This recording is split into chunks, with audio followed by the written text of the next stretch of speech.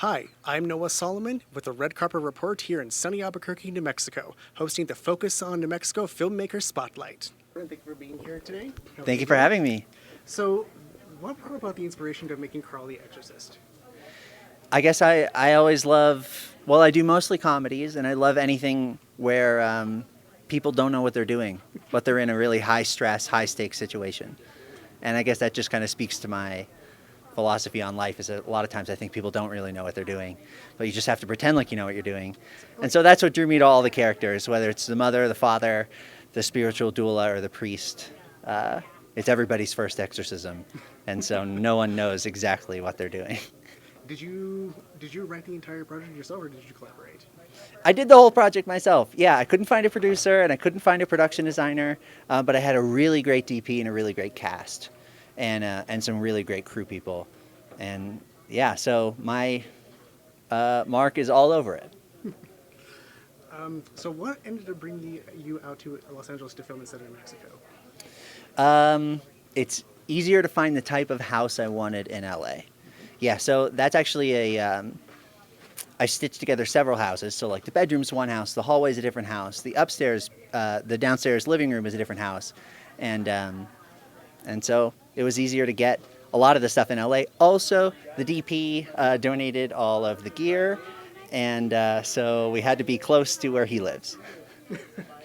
Do you have any like on-set memories, anything that's fond or memorable, or anything that was funny, anything that brings the cast together? Yeah, I mean, it was a really eventful little shoot. I mean, basically everything in there, all the production design, I just like crammed in my Prius. I bought it on like from Goodwill or from OfferUp or from Craigslist, and then I also all the furniture. So I just made many, many trips. And where was I going with this? Oh, yeah, like the Mercedes at the end, that was just for sale on Craigslist, and the guy agreed to bring it to set to let us use for the project. So it was like it was a pretty bootstrap production, and I think everybody was really close. And it was like Elle, the little girl, it was one of her first projects. And it was like really close and like a really nice familial environment, because also I know all the actors. They're all friends of mine. That usually helps. Yeah. So it was pretty low key. What would you say was your most fun scene to shoot? The downstairs with the parents talking about what's happening upstairs.